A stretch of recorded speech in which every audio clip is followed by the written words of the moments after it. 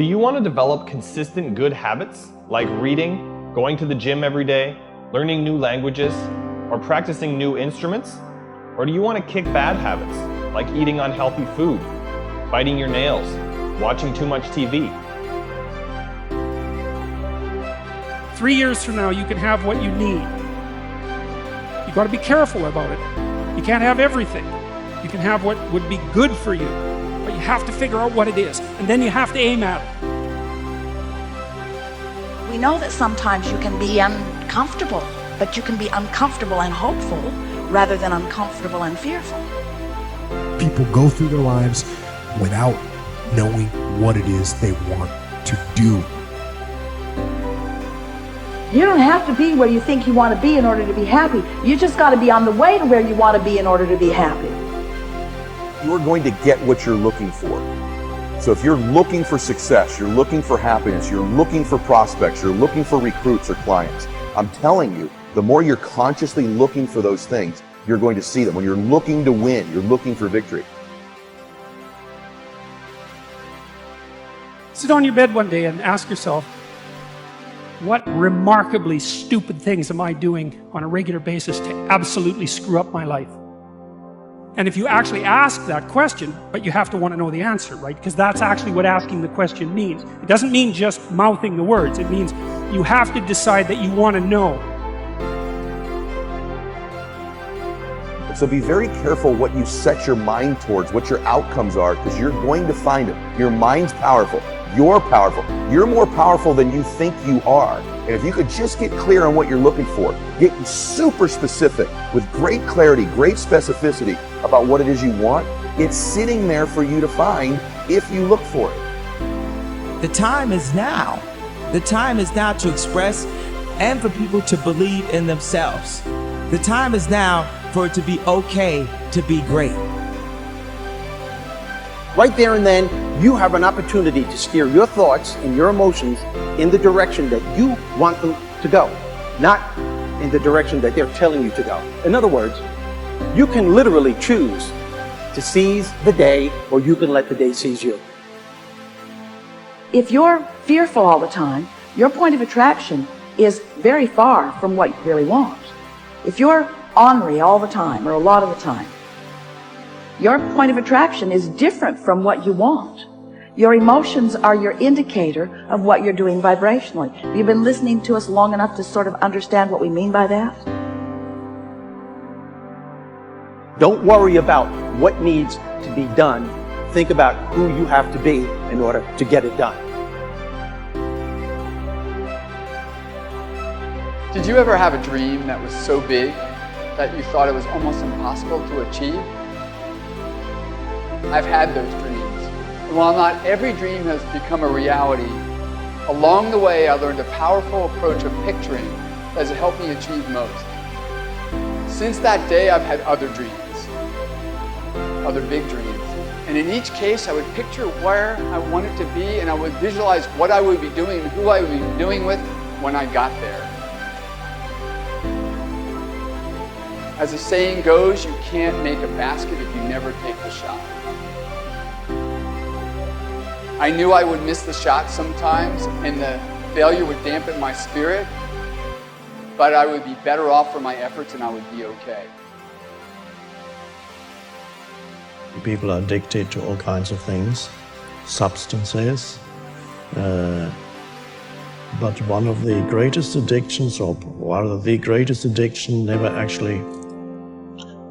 you never read about it in the papers, because the people who are addicted to it don't know it.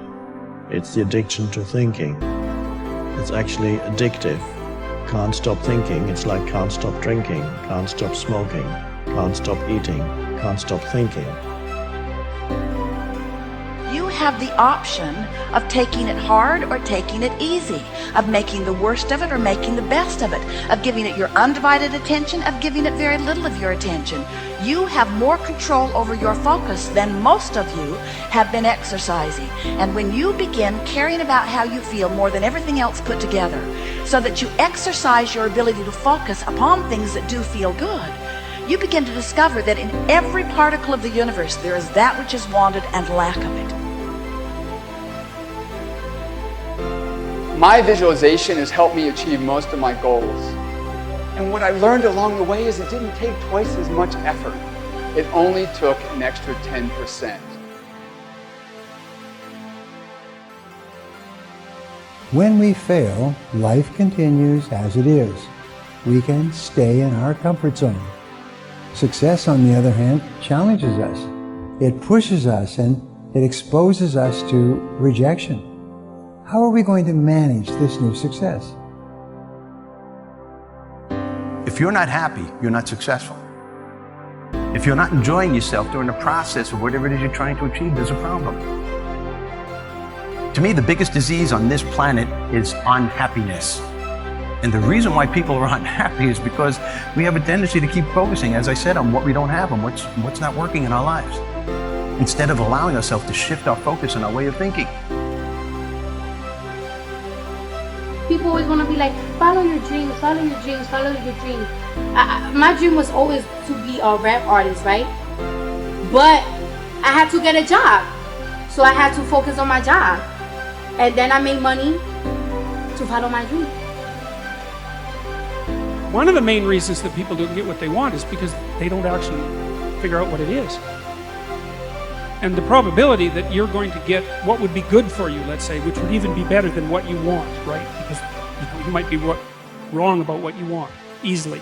But maybe you could get what would really be good for you. You have the freedom to think anything you want.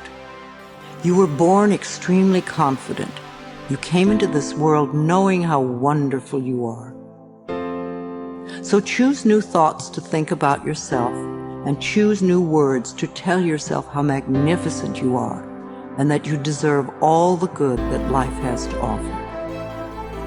First thing in the morning and last thing in the evening, I want you to look into your eyes and say, I love you. I really love you.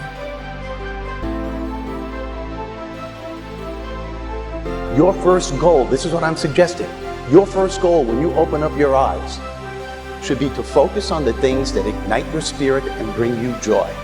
I want you to focus on the things that you appreciate in your life, the things that you're grateful for. I don't care who it is or what it is.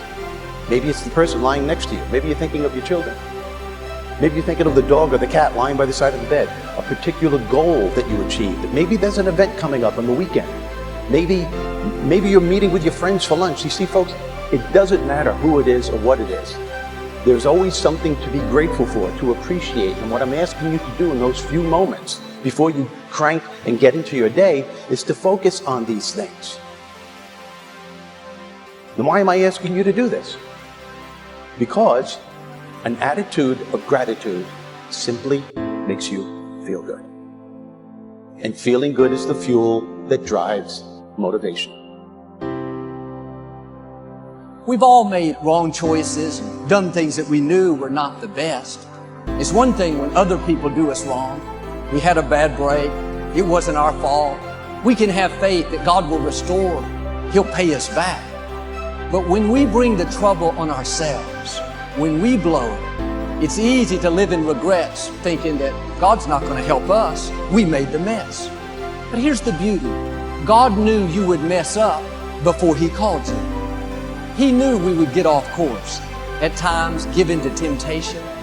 He didn't base His plan for your life on you making perfect decisions.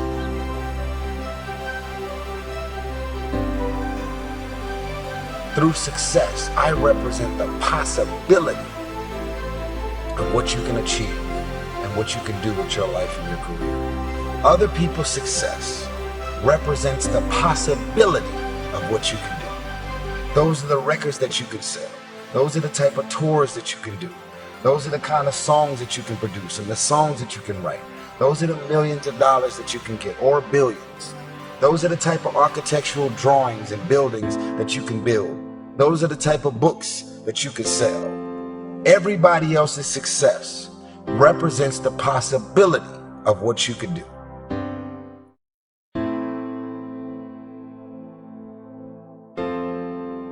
See, you are part of an equation, and you are needed Part of why we should begin to look at how we give up our lives, that we've got to begin to see what is it that I'm supposed to do? What is my life work?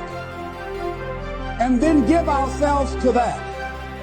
Because as we do that, ladies and gentlemen, I guarantee you, as you begin to take on this new era that we're in, if you decide that I'm going to begin to start living life, I'm going to start giving more of myself, I'm going to start putting out more, contributing more to life, here's what's going to happen, ladies and gentlemen. I guarantee you that life will take on a whole new meaning for you.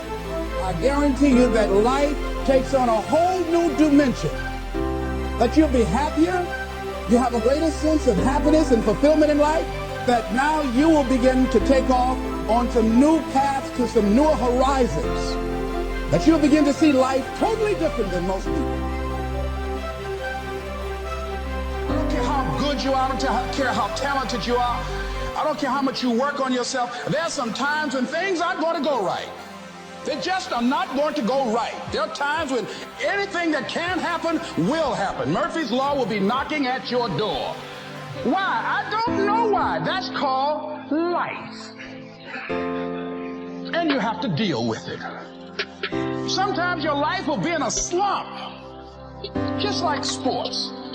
Some of the best shooters can't hit baskets different times in games. They get in a slump. Do they sit on the sideline and say, I just didn't hit a basket today? No, they continue to execute. I suggest to you that if you are facing a challenge, don't stop. Stay busy. Work your plan. Continue to do those things that you know that work for you after you have evaluated yourself in the situation. Continue to move. Stay busy, stay busy, stay busy. Repeat out to me. Help somebody. And help yourself. Because what you give is what you get. Find somebody that you can help so you can forget about you for a moment. See, sometimes the best thing to do is to be. Sometimes you have to just back up and go within yourself. A bow and arrow, you can't take a bow and just push it out an arrow. You just can't push the arrow out. You have to pull it back and then release it.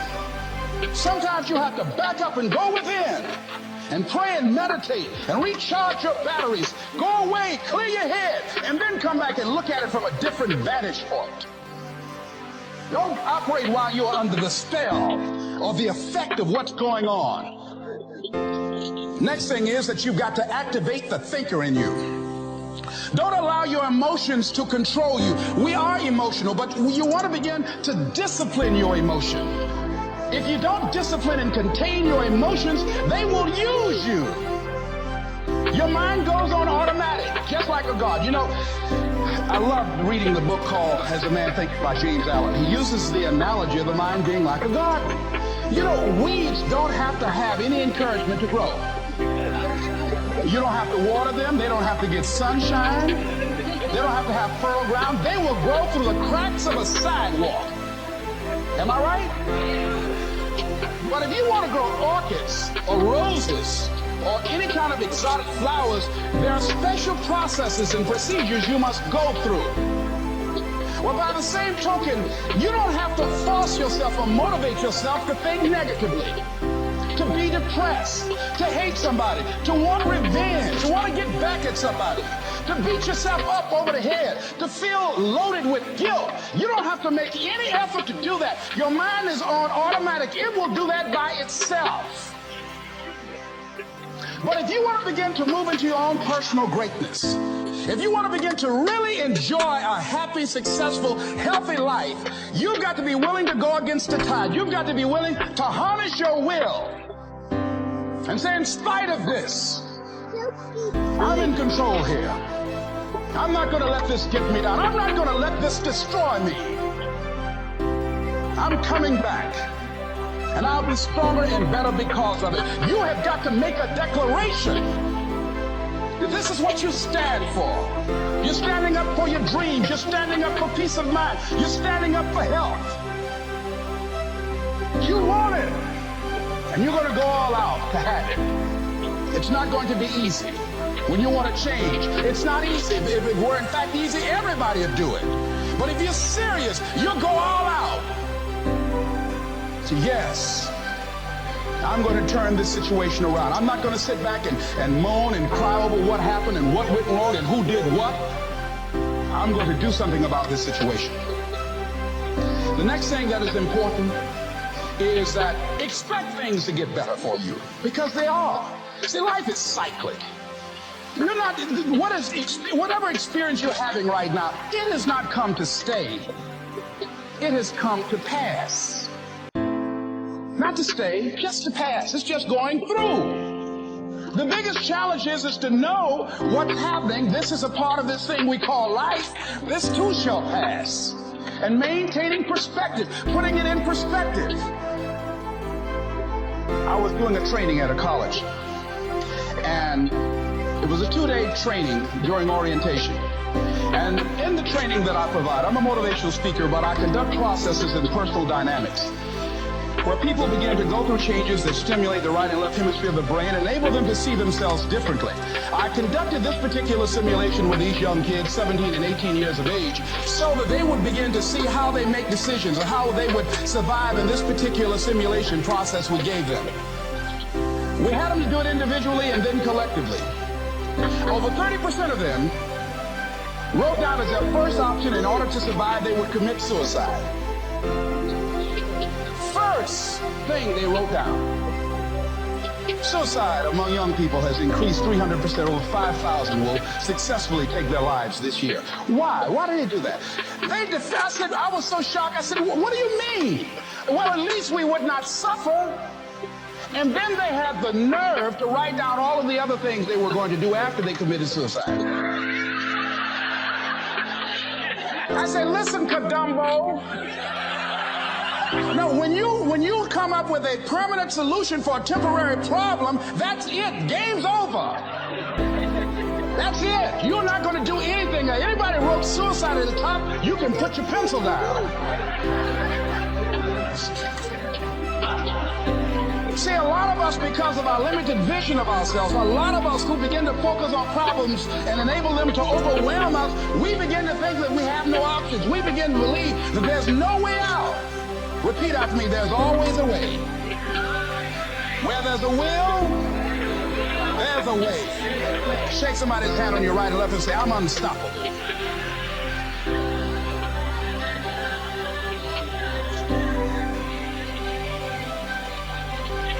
You've got to make those kind of declarations to yourself. I'm unstoppable. This will not get me down. And if I get knocked down, I'm going to be like Leo Pascal. You said you're going to have some low moments in life, but when you do, you will have high lows. When you work on yourself. What are some of those things that you can do during this period of time? Go for walks. Do some things for you. Just go for a stroll so you can engage in some reflective thinking on life, on yourself, looking and enjoying the universe, smelling the roses along the way. Listen to upbeat music, music that inspires you. I have oldie but goodies. I have strategies that I engage in to recharge my batteries. I'm preparing for that because I know things are going to happen that I cannot anticipate. A very good friend of mine died the other day. I had a program for myself. I have books that I read that inspire me, tapes that I listen to that fire me up. Because you're going to have sometimes low moments when you won't want to get out of bed.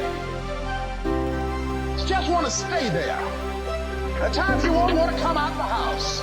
At times you'll be feeling bad and don't know why, what's wrong. I don't know. Just leave me alone. Why did that happen? I don't know. It's called life.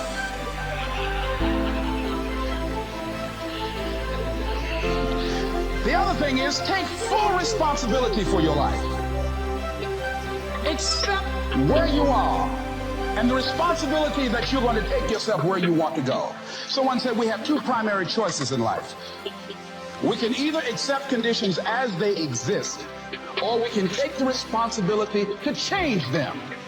See, a lot of people want to exempt themselves from taking responsibility. All they want to do is talk about the problem. Every time you see them, they'll tell you their story over and over and over and over again. No. You want to take responsibility for your life. I got me here, I can get me out of this. And I'm getting out.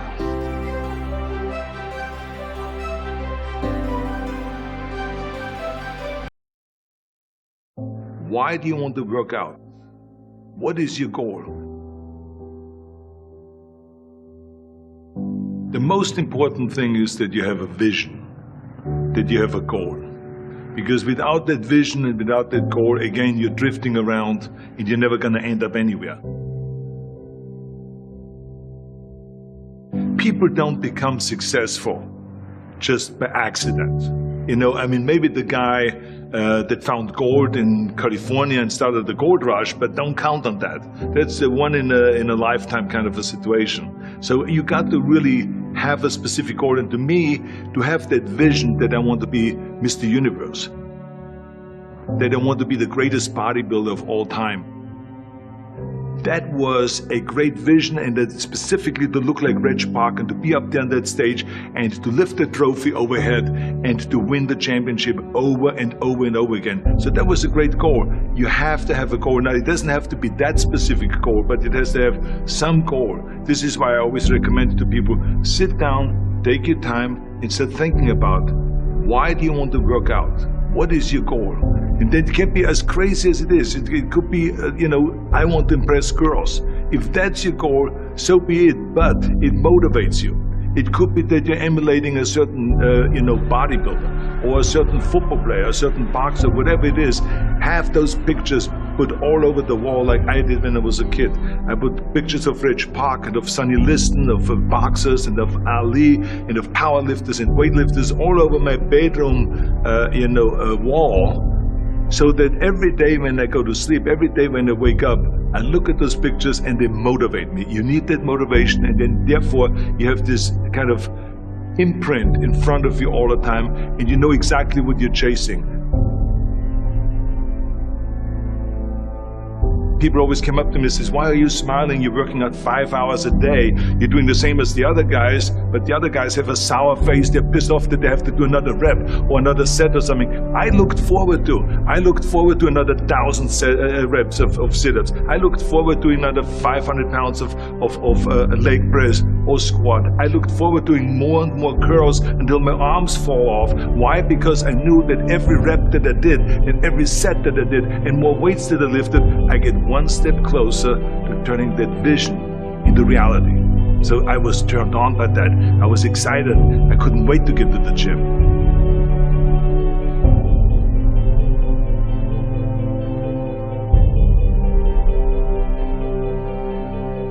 I remember that when I weighed 245 pounds, and Bob Rafelson, the director of Stay Hungry, said to me that I'm interested in having you come in for a reading and work on your acting and all this, because I'm interested in having you in a movie to star with Jeff Bridges and with Sally Fields.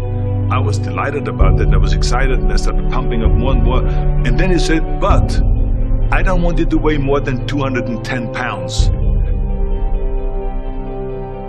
You want me to be in a movie, but I'm weighing 245, 246.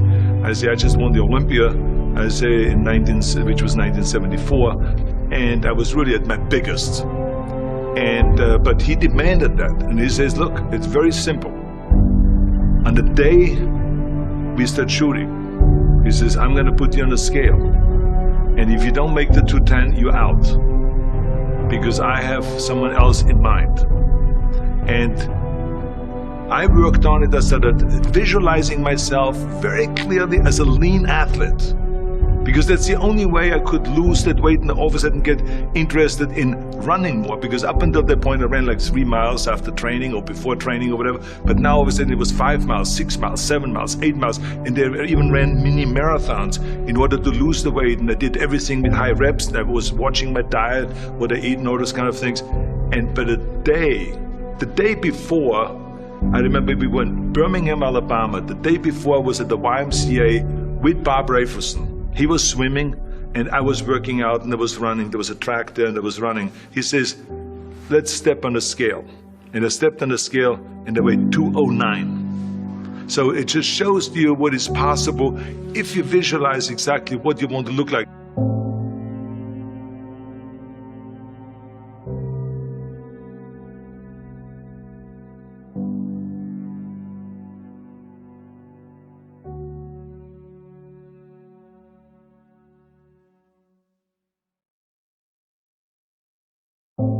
And there was no room for any kind of like, well, I can't get my act together or anything like this, because there's only a certain amount of time. But the key thing again is have the clear vision.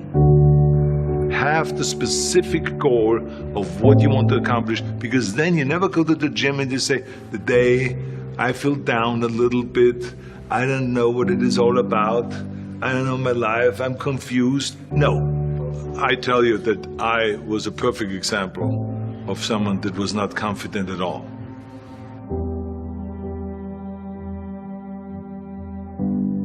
I mean, when I was a kid, I was just like any other kid. I had my hang-ups and problems and all this. But when I joined the weightlifting club and I won my first little trophy because I did the best clean and jerk, and then we went to another meet and I won another little trophy, I started feeling like somebody.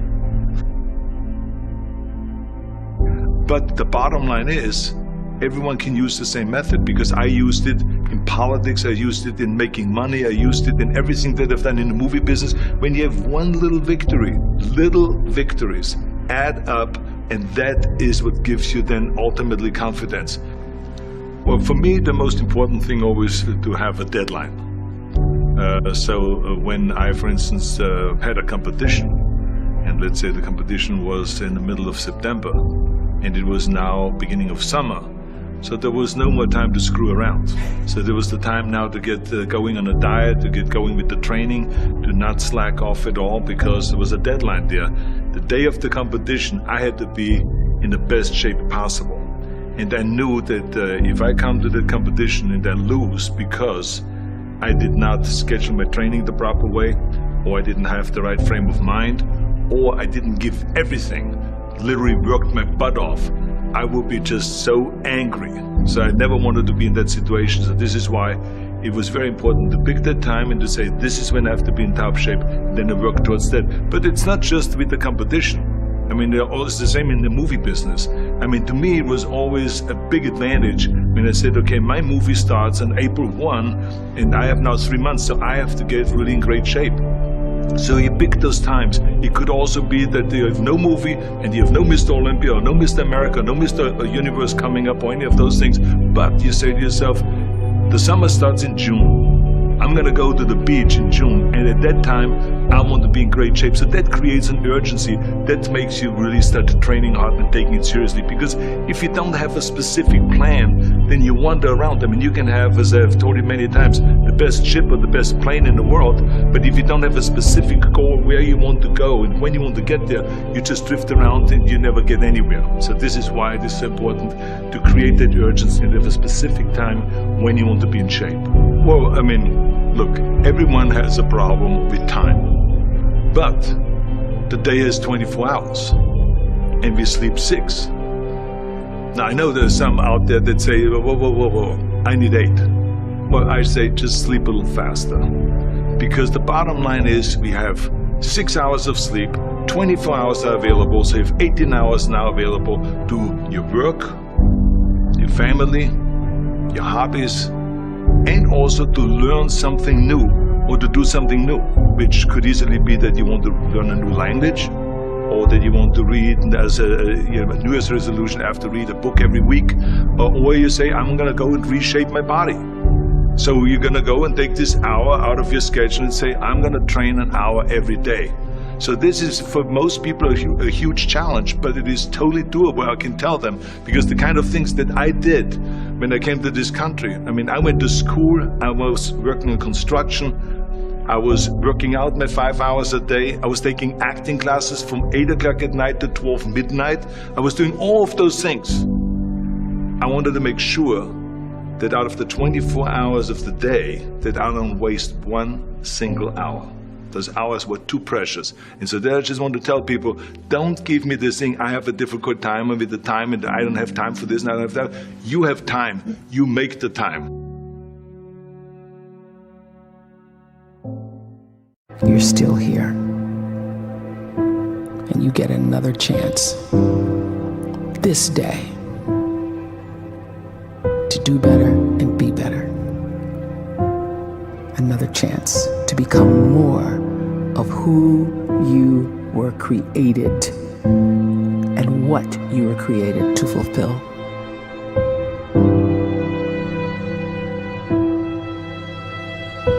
Everyone in the world is capable of living outside the role or beyond the roles that they place themselves in, no matter what it is. You're not just a dad, you're not just a banker, you're not just a brother or a son or a convict. It doesn't matter. Like, everyone is bigger, much bigger, infinitely bigger than the roles they place themselves in, and is capable of reaching potential greater than anything they could imagine.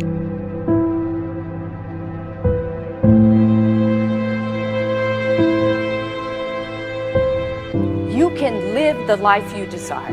It's right there in front of you. But in order to achieve it, you must first see it, then believe it, and then you must graciously ask and train your brain to help you execute your vision.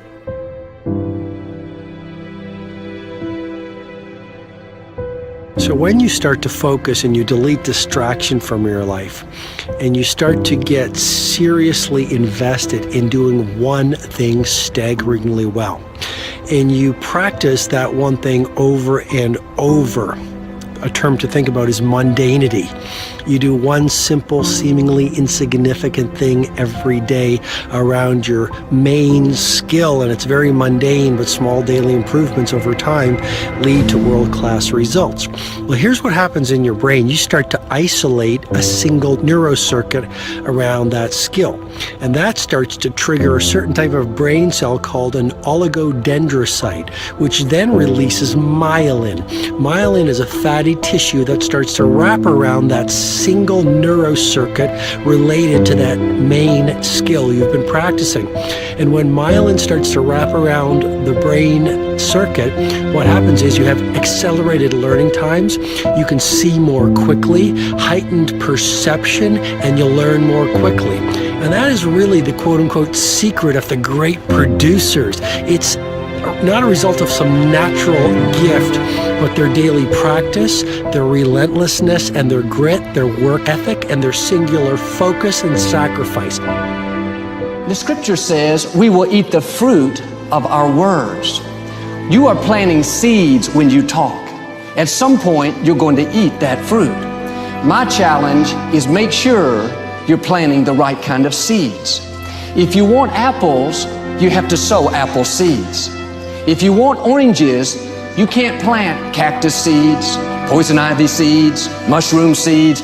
You're going to reap fruit from the exact seeds that you've been sowing.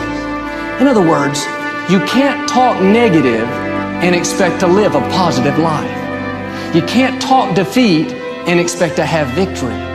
You can't talk lack, not enough, can't afford it, never get ahead, and expect to have abundance. If you have a poor mouth, you're going to have a poor life. If you don't like what you're seeing, start sowing some different seeds.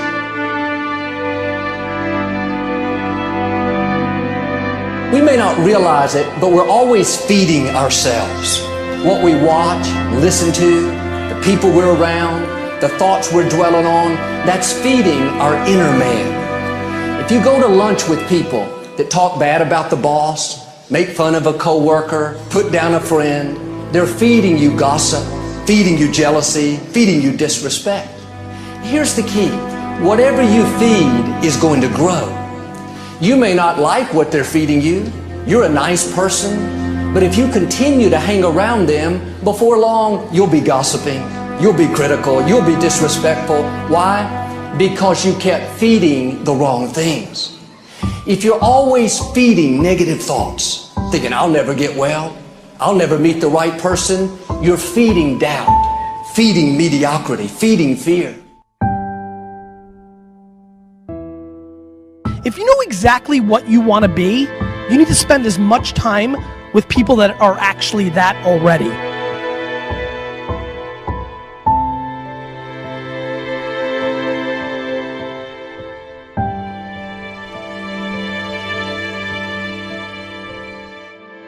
You cannot let a fear of failure, or a fear of comparison, or a fear of judgment stop you from doing what's going to make you great.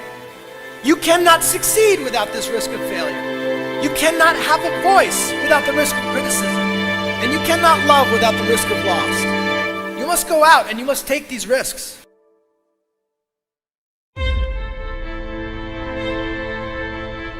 You don't have the time to waste time, because time doesn't wait till you discover your purpose. If you don't know why you was born, time is still moving. And if you discover your purpose at 90 years old, it's too late.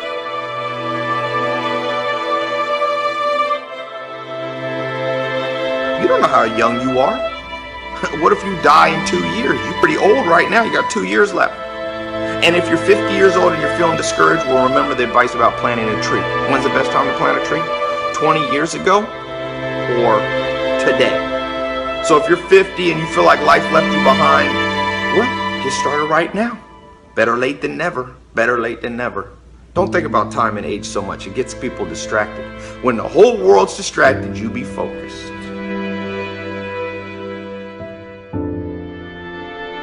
You have to trust your own voice, your own ideas, your honesty, your vulnerability, and through this you will find your way. You do not have to be fearless. Just don't let fear stop you. Live like this as best you can, and I guarantee you will look back on a life well lived. You are capable of greatness in your profession, and more importantly, in your quality of self. Stay hungry. Stay young at heart. Take those risks. You are going to change the world around you in big ways and in small.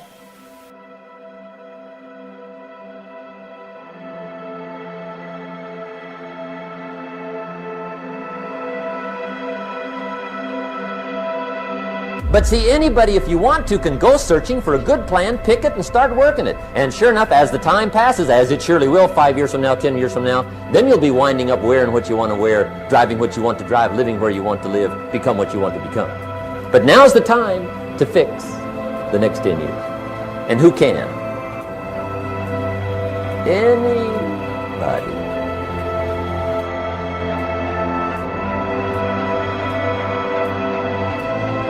You were created to give life and make a difference with your gift somewhere. That's why you came to this place.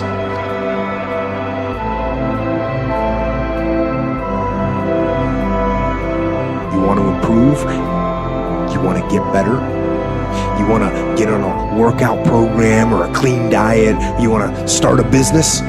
You want to write a book or make a movie or build a house or a computer or put together some mobile application? Where do you start? You start right here. And when do you start? You start right now. You initiate the...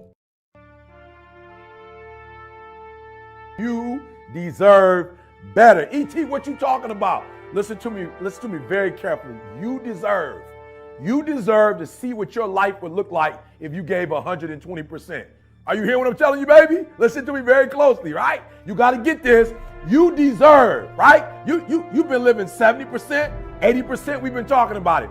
And you're looking at the results, the outcome, right? You reap what you sow. You're looking at the outcome of somebody giving 70%. Like everything you have, everything you are, everything you're doing, like it's 78. And what I need you to do is I need you to look at yourself in the mirror and say, come on, quit, stop playing. I deserve to see what my life would look like if I gave 120%. Now, I told a story years ago on YouTube, years ago, Dr. Maybank, Michigan State University. I'll never forget. She told this story, man, and it blew my mind, right? She took me back to kindergarten, and you got to get this in your spirit. Sister girl took me back to kindergarten, the hokey pokey, right?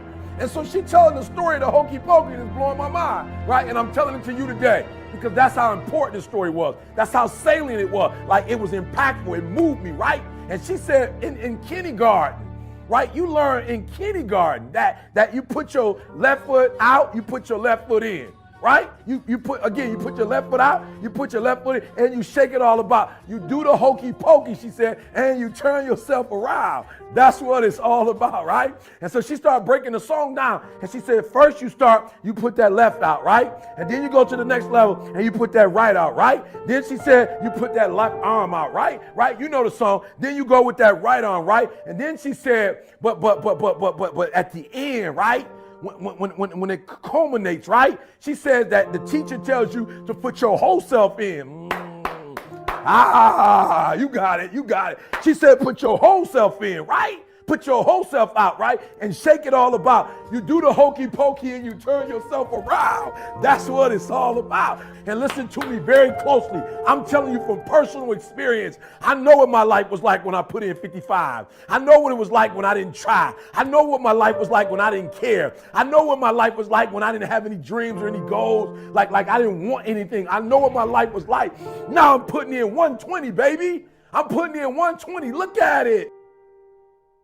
I'm putting in 120 and my life is sweet. My wife's life, my kids' life, my mama's life. Listen to me, my father. I'm in a Detroit Free Press and my parents are proud. Are you hearing me? When you put in 120, not only does it affect your life, it affects your family's life. It affects your friend's life. It affects your community's life. Are you hearing what I'm telling you? So I need you to do me a huge favor. Yep, this one is different. This one is the call of action. All right, I'm gonna put you on a 21-day challenge. I'm challenging you. If you listen to me, if you ain't brave enough to challenge yourself, if you ain't courageous enough to challenge yourself, I'm challenging you. I'm challenging you to get from where you are. I'm challenging you to stop settling. I'm challenging you. I'm challenging you. I'm challenging you to stop accepting the life that was given to you. And I'm challenging you for 21 days. I'm challenging you to give 120%. Are you hearing me? I'm challenging you now. And I want somebody at the end of this 21 day, I need somebody to send me a video. I need somebody to send me a video and just show me, E.T., you were 100% right. Like I put in 120% for 21 days. I did not fatigue. I did not give up. I did not give in, E. I did exactly what you told me to do, E. And look, boom, things changed. Like my marriage changed. My classroom changed. As a basketball player, my team changed. As a coach, the way my team responds, it changed, E.T. 120%. I want you to stop giving 70, stop giving 80, stop giving 90, and you deserve to see what would happen if you gave 120%. All right. So a couple things I need you to do on this 21-day challenge, right? The first thing I need you to do for me is I need you to have a vision. I need you to have a vision of when you get to that 21 days, what do you want? What do you want to happen after that 21 days? What is dying in your life? Look, right now, what does mediocrity look like in your life? Look, what does defeat look like in your life? What are limitations? What are boundaries look like in your life? In 21 days, this won't look like it. My marriage won't look like this. My grades won't look like this. Are you hearing me?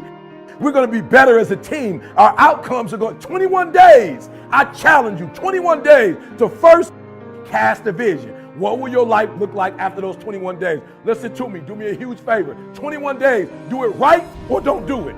Yep, you heard what I said. For the next 21 days, do it right or don't do it. Stop half doing stuff. Stop putting forth 50% effort, 60%. Look, stop. Do it right or just don't do it at all. Are you hearing me? Do it right. And when I start doing it right, that second book, Greatness is Upon You, look through it. I did it right. I wasn't just writing a book. I did it right. If you kinetic learner, listen to me very closely. If you got to touch stuff, I put it in there. I went with the whole thing, guys. All right, I just didn't go half doing it. Look through the book. The artwork is in there. The work stuff is in there, so you can work it through. Everything is in there. I didn't half do it. I did it right. Look at our videos. We don't half do them. They free, but we don't half do them. Do it. Number 2, do it right or don't do it at all. Number 3, listen to me. No, 21 days. No excuses. Only adjustments. No excuses. I don't want to hear it. I don't want to hear good excuses, good reasons, what happened, why you couldn't do it. I don't want to hear it. Everybody got an excuse. I don't want to hear it. I don't want to hear anything about this happening. The weather wasn't right, and get the finances, and this didn't come through when it was supposed to. Well, that person didn't. No. Number 3 things, guys. Number 1, cast a vision, 21 days. So when you get tired, you can keep looking at that vision. Do it right or do not do it at all. Are you hearing me? And finally, guys, no excuses. Just adjustments. Your dream will not become a reality until you shift from not important to somewhat important to very important to an emergency. You know, I had forever to do it, and I had to forgive my father. You know what happened? It was so crazy. When I forgave my father, it had nothing to do with my father. It had everything to do with learning to forgive. And I was speaking one thing and I was living something else. I was traveling across the country telling people about, forgiveness, and I wasn't doing it. Life is going. You gotta do me a favor. When you get hit, I'll never forget. First time I got my boy, they stole my green machine. My mom bought me a green machine. And these two boys on the block, they stole my green machine. I was pissed. They bust me out, bleeding. I can't, oh, Mom, they stole my green machine, Mom. And you know what my mom told me? Don't come in this house until you go get that. I paid a lot of money for that big wheel, son. I don't care what you have to do. Like, for real, I'm bleeding. I'm looking for the hole. That wasn't my real. I'm looking like, love me. You know what I'm saying? Hold me. Help me. You know? Mom's like, go back out there and get that boy. You know how much that thing costs? Mom said, listen to me. I love you, but do me a huge favor. Don't come back to this house. Not that big thing. I remember thinking, man, these boys, one of them huge. I remember walking down the street and I saw a bottle. We're not going to talk about it. It's not the venue to talk about what type of bottle it was, but I picked the bottle up, boom, hit it against the concrete, and I said, I can't come home without the bike. I went and told my man on my bike. He said, you can't have it back. I said, you don't understand. My mom ain't about to let it back. So somebody going to get cut. Like, real, I can't beat both of y'all, and I know I can't, but somebody, I don't know which one of y'all want to be brave and get cut, but one of y'all getting cut. Now, y'all want to commune with one another, talk about who gonna get cut. Y'all can do that. I'm all right with that. But I'm not coming home without the green machine. I came home with my green machine and I rode that thing like I was so proud when I would see him. I'm looking like, cut, if you think it. Are you hearing me? Some of you have been knocked out by life and you got up and saw the blood and you, he hit me. Sometimes in life, you have to hit back.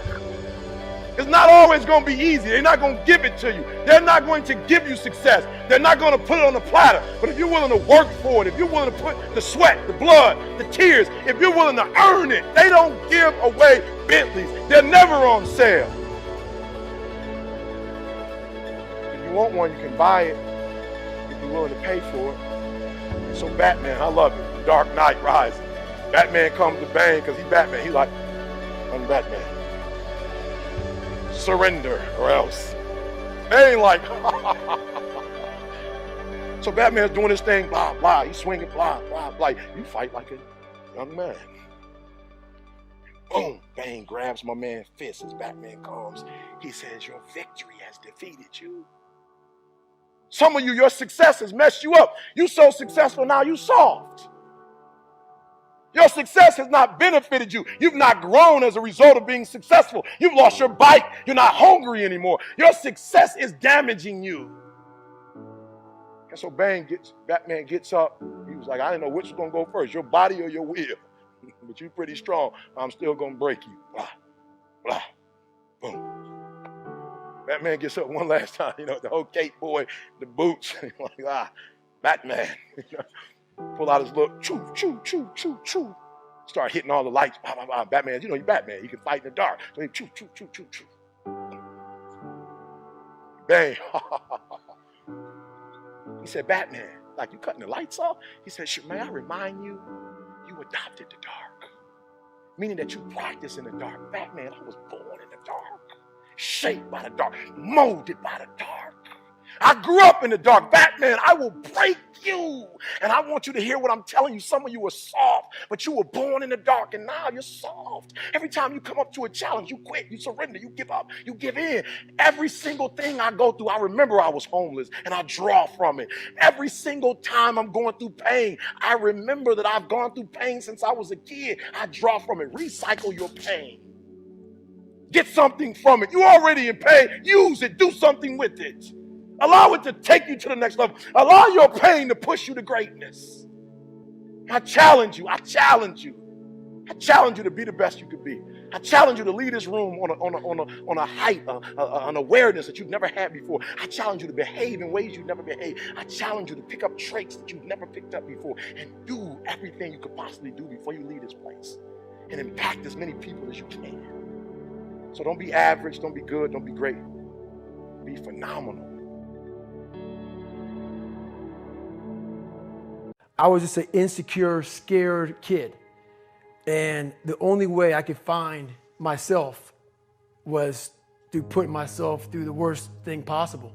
My biggest advice to give everybody in the world is, like I say, we live in an external world. Everything is you got to see it, touch it, it's external. if you can for the rest of your life live inside of yourself, stop listening to everything that makes no sense. All these insecure people putting their insecurities on you, you gotta flush it out. You gotta just be whoever the hell God or whatever the hell you believe in. If you believe in nothing but yourself, I don't care what it is. You gotta take everything and throw it away. You have to believe in one thing, and that is yourself. And I'm not saying don't believe in God or what you believe in, but right now, for you to find greatness in yourself, you're not gonna find it by looking in a book or by even hearing me. I may give you the spark, but you've got to go inside yourself to find it. And that means you gotta be quiet. Go in a room, stop talking, search your soul, search your mind, search your abilities, and you'll find it. But if you're not looking for it, you won't find it. So you gotta go start your journey. And the journey starts with you finding, why the hell am I here on this planet Earth? Why am I here? And if you don't know that, you will live the rest of your life searching, always asking the question, why? Well, it was pretty crazy for me. It took a while to get to that point where enough was enough. What happened, I came home one night from work spraying for cockroaches. And long story short, I turned on the Discovery Channel. I saw some guys going through Navy SEAL training. And they were going through Hell Week, and they were getting their ass just beat. You know, in and out of the water, guys ringing the bell. They were just suffering. And I was weighing like 297 pounds. And I had to make a change in my life. You know, I was at an all-time low, and I wasn't going anywhere. And I was exactly what everybody said I was going to be, which was nothing. So I had to make a change. No one was helping me out. My dad made my mom kind of irregular. So she worked 3 jobs, went to college full time, so she was never around. One time this person drew a picture of me and said, we're gonna kill you on my Spanish notebook.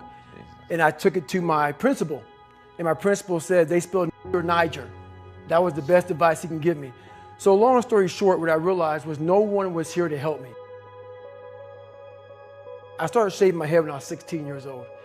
And the feeling I had every morning, I looked in the mirror, was horrible. And I didn't want to feel like that anymore. And how I felt was a kid going nowhere, a kid that was scared. And most kids will accept that and look for help. But the best thing that happened to me, no one helped me. No one felt sorry for me. No one looked at me and said, like this day and age, they'll take you in and they'll tell everybody, stop picking on this person. Back then, they didn't care. The KKK marched in our 4th of July parades. They had to stay 100 yards back, but they marched in it. Wow. That's how this town was. And my mom cared about me, but my dad took our soul. And she did the best she could. I had to figure out I wasn't going to be a punk kid all my life. So the only way I could turn it around was to suffer. I had to build calluses in my brain the same way I built calluses on my hands. So I broke the Guinness Book of World Records for pull-ups a long time ago, but I failed at it twice. And I did 67,000 pull-ups in trying to break this record. So to do 4,030 pull-ups, I had to do 67,000 for training for that. And so what I realized is for me to become the man I wanted to become, I saw myself as the weakest person God ever created. But I never blamed God for anything he did to me. So I wanted to change that to be the hardest man ever created. Am I that? I don't know, but you had to have a goal. And my goal when I was sitting there, not going to school, being bullied, having no self-esteem, my goal was the only person that's gonna turn this person around is me. And the only way I can turn it around is put myself through the worst things possible a human being can ever endure. And that'd be the only way that I can build this brain to handle anything that comes in front of it, callousing my mind through pain and suffering. In the end, what would your advice be to that 16-year-old kid who's staring in the mirror, does not like what he sees, but is still running from adversity? Well, my biggest advice to him is that, first of all, he won't like what I say to him, because I'm gonna say the exact opposite of what today's world is saying. So we read a bunch of books nowadays. As humans, we wanna find out how to be someone else. What we don't do is we don't go inside.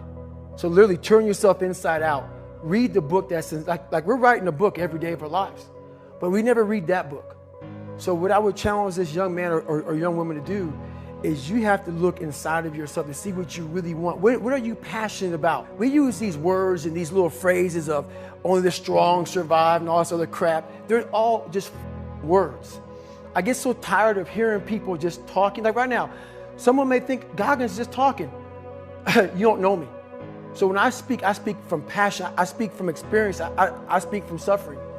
I have to tell this young man or woman that the only way I believe, and this is my experience in life, the only way you're ever going to get to the other side of this journey is you have got to suffer to grow.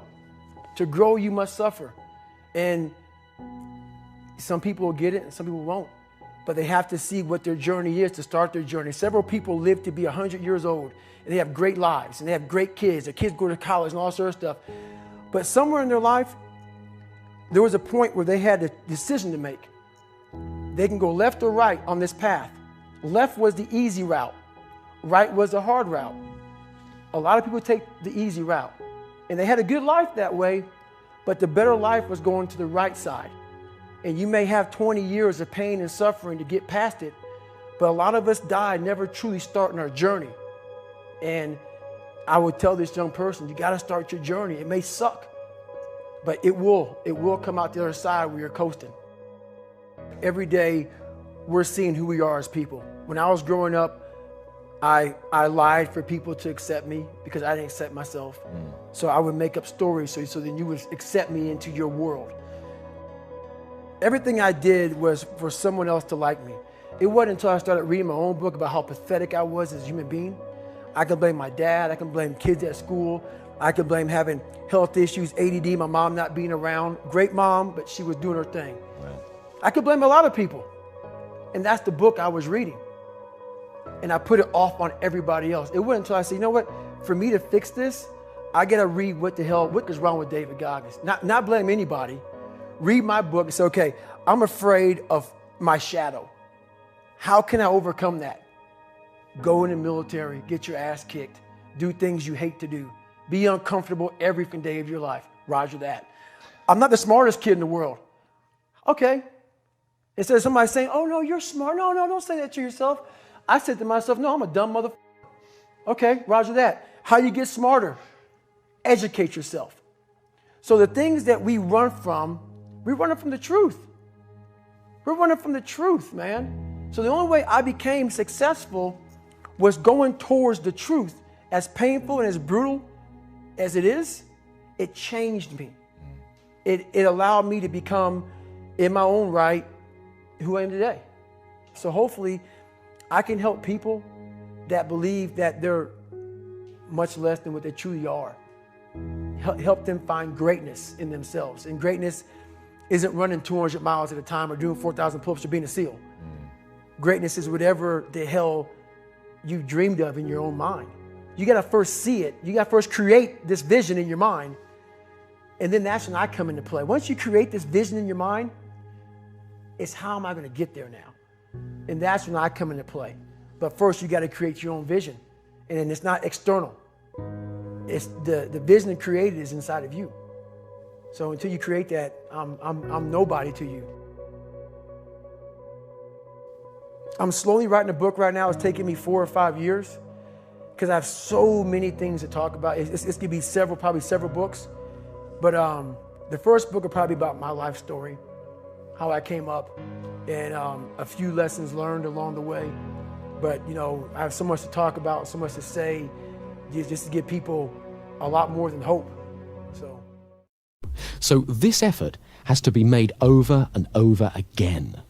At first, it's quite unnerving to discover how easily we can be distracted. But if we repeat the effort over and over again, we gradually find that we affect our patterns of association and also increase our powers of concentration. There's one very important way we need to make this effort. Nowadays, the atmosphere of ideas in which we live is very busy. Messages bombard us from all sides, and not all of them are very healthy. On television and radio, we're asked to buy far more than we can afford, and the news is always full of doom and disaster. To protect ourselves, we learn to ignore a great deal of it so that we're not overwhelmed. But unfortunately, we can also inadvertently ignore the beauty and blessings of life as well. So we must learn to be selective and to reinforce the positive, beautiful messages in our lives so that we nourish the positive and beautiful in ourselves. As we pay attention to the goodness in the outside world, we strengthen it within ourselves. It's also useful to phrase things positively, to use optimistic language whenever possible. I don't mean that we should ignore difficulties or problems, but that we should always look towards the solution, not the negativity. If we use positive words to ourselves and others, we're more likely to receive positive words and messages from them. Try to avoid putting people down or putting yourself down. If you want, you can make a game of cleaning up your language. Do it by yourself or with a friend. Watch out for negative phrases like I can't, or I shouldn't, or I'll never, or I'm just not very good, or starting sentences with but or no. Whenever you hear yourself or a friend use a phrase like that, stop and rephrase it in positive terms.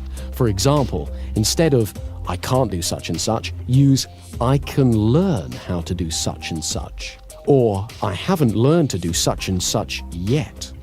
There's no fixed meaning in life except the meaning that we bring to it. So let's make your life brighter by looking at things that you've got going for you. Positive thinking becomes a self-fulfilling prophecy. Every time we pay attention to something, we energize its presence within us. If we pay attention to negative thoughts, we just make them stronger. So they crop up more and more often. But when we pay attention to positive thoughts, we strengthen them so that they return to our consciousness more and more often. Whatever you pay attention to returns to your awareness more and more frequently. So it's vitally important to acknowledge and concentrate on your successes, great and small, and what's really healthy and rewarding around you. Remember, you always get more of what you focus on in life. Here's a way of focusing that power. These questions direct your mind to what's positive in your life, so in order to answer them, you have to experience some of the good feelings that go with the answer. Every morning, ask yourself, what do I feel happiest about in my life? Who or what in my life makes me feel most loved? Who or what in my life makes me feel richest? And if you don't know the answers to these questions yet, ask yourself instead, what could I feel happiest about? Who or what in my life could make me feel richer, happier, or more confident? When you were a child, you may have seen a model railway in a shop window. The train would go round and round the window, across the front and into a tunnel, and then out of the tunnel on the other side, across the front of the window, back into the tunnel, and so on. The conscious mind is a bit like the window. We see the train of our thoughts when it crosses the front of the mind, but the train carries on out of sight and pulls whatever we've seen through the tunnel, the unconscious mind. If we put positive thoughts onto that train when we see it, when it's in our conscious mind, it will automatically take them into the unconscious mind again and again. So whenever you think of yourself, think of your successful self, and the automatic, incessant train of our thoughts will take that positive picture of yourself to your unconscious, and slowly but surely, your fundamental view of yourself will improve, and it will become natural to think of yourself as successful, competent, and confident. Another part of making room for confidence in our life is accepting that there is risk. This may sound odd at first. After all, we often wish that we had so much confidence that we could avoid risk. But confidence isn't knowledge. If we know we can do something, we don't need confidence. We can just do it. We only have confidence if we are not entirely sure, not 100% sure of success, and yet we still have a go. That's the essence of confidence. When there's no risk, there's only certainty. Confidence only comes when there's risk.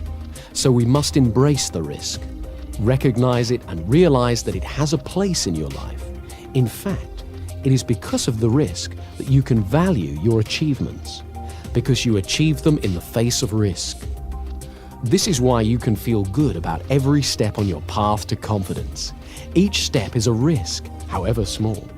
And as you get used to having confidence, you will realize that you get used to having risks. Risks don't go away. We just learn that we can face it and deal with it. And as we do so, we become more powerful. We learn we can achieve our goals, and we become more confident. Let me show you one more thing that increases your confidence, and it's great fun as well. Think of somebody now with whom you don't feel confident. Imagine them walking in your front door. And imagine they've got a red clown's nose on their face and an orange wig on their head. Or shrink them so they're about 12 inches tall.